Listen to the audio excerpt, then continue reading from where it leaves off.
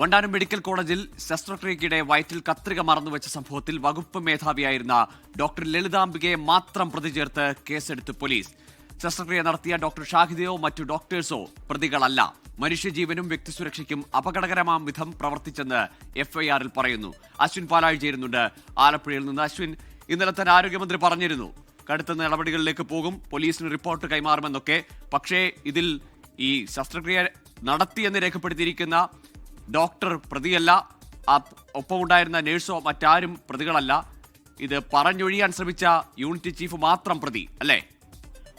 ഗോകുൽ, അത്തരത്തിലൊരു നടപടിയാണ് നിലവിൽ പോലീസിന്റെ ഭാഗത്തു നിന്നുണ്ടായിരിക്കുന്നത്. ആരോഗ്യമന്ത്രി കർശന നടപടി ഉണ്ടാകുമെന്ന് പറഞ്ഞതിന് പിന്നാലെ ഇന്നലെ നിലവിൽ കേരള ആരോഗ്യവകുപ്പിന്റെ സർവീസിലുള്ള രണ്ടുപേരെ ഈ സംഭവവുമായി ബന്ധപ്പെട്ട് സസ്പെൻഡ് ചെയ്തിരുന്നു. അതിന് പിന്നാലെ പോലീസിന്റെ നടപടി കൂടി ഉണ്ടാവുകയാണ്. ഇന്നലെ ഉച്ചയോടുകൂടിയാണ് ഈ ഇതിൽ ഉൾപ്പെട്ട, അതായത് ഈ പരാതിക്കാരിയായ ഉഷ ജോസഫിന്റെ ബന്ധു അമ്പലപ്പുഴ പോലീസ് സ്റ്റേഷനിൽ നേരിട്ടെത്തി ഈ സംഭവത്തിൽ ഒരു പരാതി എഴുതി നൽകിയിരുന്നത്. ആ പരാതിയിലാണ് ഇപ്പോൾ പോലീസിന്റെ ആദ്യ നടപടിയിൽ ഇപ്പോൾ യൂണിറ്റ് ചീഫായിരുന്നു, അതായത് 2021 5-ാം മാസം മെയ് മാസം 5-ാം തീയതി നടത്തിയ ശസ്ത്രക്രിയയിൽ ആ ശസ്ത്രക്രിയ നടത്തിയ ഡോക്ടേഴ്സ് അടങ്ങുന്ന ടീമിന്റെ മേധാവി, അതായത് ഗൈനക്കോളജി വിഭാഗം മേധാവിയായിരുന്ന ഡോക്ടർ ലളിതാംബികയെ മാത്രം പ്രതി ചേർത്തുകൊണ്ടാണ് നിലവിൽ പോലീസ് അമ്പലപ്പുഴ പോലീസിന്റെ എഫ്ഐആർ ഉള്ളത്. മനുഷ്യജീവനും വ്യക്തി സുരക്ഷിതത്വത്തിനും ഭീഷണിയാകുന്ന തരത്തിൽ അപാകമായും ഉദാസീനമായും ഓപ്പറേഷൻ ചെയ്തു എന്നുള്ളതാണ് എഫ്ഐആറിൽ പറയുന്നത്. ഇതല്ലാതെ മറ്റ് വിവരങ്ങളോ മറ്റ് പ്രതികളോ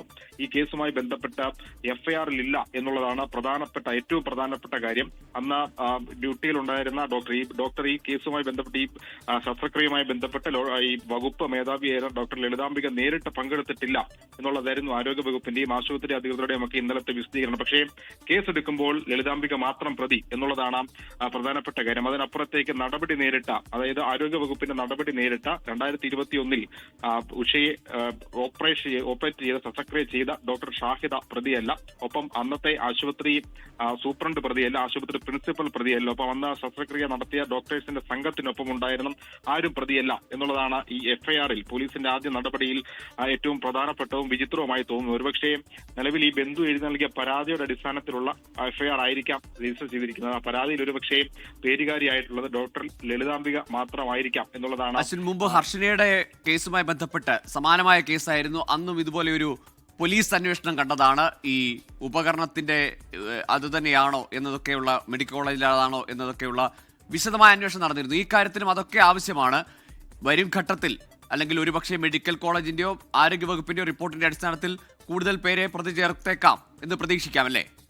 തീർച്ചയായും ഈ കേസിൽ എന്തായാലും ഡോക്ടർ ലളിതാംബികയെ മാത്രം പ്രതിയാക്കിക്കൊണ്ടൊരു മുന്നോട്ട് പോക്ക് പോലീസിനും സാധ്യമല്ല. കാരണം ആരോഗ്യവകുപ്പ് രണ്ടുപേർക്ക് അന്നോ ശസ്ത്രക്രിയയിൽ പങ്കെടുത്ത ഇന്ന് ആരോഗ്യവകുപ്പിന്റെ സർവീസിലുള്ള രണ്ടുപേർക്കെതിരെ നടപടിയെടുത്ത സാഹചര്യത്തിൽ ആരോഗ്യവകുപ്പ് ഇപ്പോൾ ഈ ഡോക്ടർ ലളിതാംബികയെ മാത്രം പ്രതി ചേർത്തുകൊണ്ട് അന്വേഷണ സംഘത്തിന് പോലീസിന് മുന്നോട്ട് പോക്ക് സാധ്യമല്ല. അതുകൊണ്ട് അന്വേഷണം മുന്നോട്ട് പോകുന്ന ഘട്ടത്തിൽ കൂടുതൽ ആളുകളെ പ്രതി ചേർത്തുകൊണ്ട് എഫ്ഐആർ വിപുലപ്പെടുത്താനുള്ള സാധ്യതകൾ തന്നെയാണ് കാണുന്നത്. ഇന്നലെ രണ്ടുപേരെ സസ്പെൻഡ് ചെയ്തിരുന്നു. അതിന് പുറമെ ഇന്ന് ഉഷയുടെ ശസ്ത്രക്രിയ നടക്കും. വയറ്റിനുള്ളിലുള്ള ഈ ശസ്ത്രക്രിയ ഉപകരണം പുറത്തെടുത്ത് നടത്തുന്ന പരിശോധനയിൽ അത് വണ്ടാനം മെഡിക്കൽ കോളേജിൽ തന്നെയാണ് എന്ന് സ്ഥിരീകരിക്കപ്പെട്ടാൽ തുടർ നടപടികൾ പോലീസിന് സ്വാഭാവികമായും അന്വേഷണ റിപ്പോർട്ടിന്റെ പുറത്ത് എടുക്കേണ്ടി വരും എന്നുള്ളതാണ് പ്രധാനപ്പെട്ട കാര്യം. എന്തായാലും തുടരന്വേഷണം ഇതുമായി ബന്ധപ്പെട്ടുണ്ടാകും. നിലവിൽ പോലീസിന്റെ ഔദ്യോഗിക വിശദീകരണം ഇതുമായി ബന്ധപ്പെട്ട് വരേണ്ടതുണ്ട്. ലളിതാംബികയെ മാത്രം പ്രതി ചേർക്കാനുള്ള സാഹചര്യം എന്തായിരുന്നു എന്ന് ഔദ്യോഗികമായി പോലീസാണ് പറയേണ്ടത്. അത് ഈ നിലവിൽ മറ്റെന്തെങ്കിലും സമ്മർദ്ദം അതിന് പുറത്തുണ്ടോ എന്നടക്കമുള്ള കാര്യങ്ങളും അറിയേണ്ടതാണ്. എന്തായാലും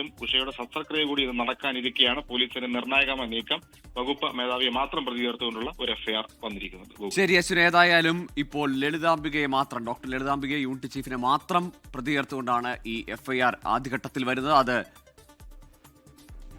പരാതിയിൽ പറഞ്ഞിരിക്കുന്നത് ലളിതാംബികയുടെ പേര് മാത്രമായതുകൊണ്ടാണോ എന്നതറിയില്ല. ഏതായാലും ആരോഗ്യവകുപ്പിന്റെ റിപ്പോർട്ട് വരുമ്പോൾ കൂടുതൽ പേരെ പ്രതി ചേർത്തേക്കാനുള്ള സാധ്യത കൂടിയുണ്ട്. ഏതായാലും ഇപ്പോൾ വണ്ടാനം മെഡിക്കൽ കോളേജിലെ കത്രിക ശരീരത്തിനുള്ളിൽ മറന്നുവെച്ച ആ ഗുരുതര വീഴ്ചയിൽ എഫ്ഐആർ ആയിരിക്കുന്നു, പ്രതി ചേർത്തിരിക്കുന്നു. അശ്വിൻ പാലാഴിയാണ് വിവരങ്ങൾ നൽകിയത്.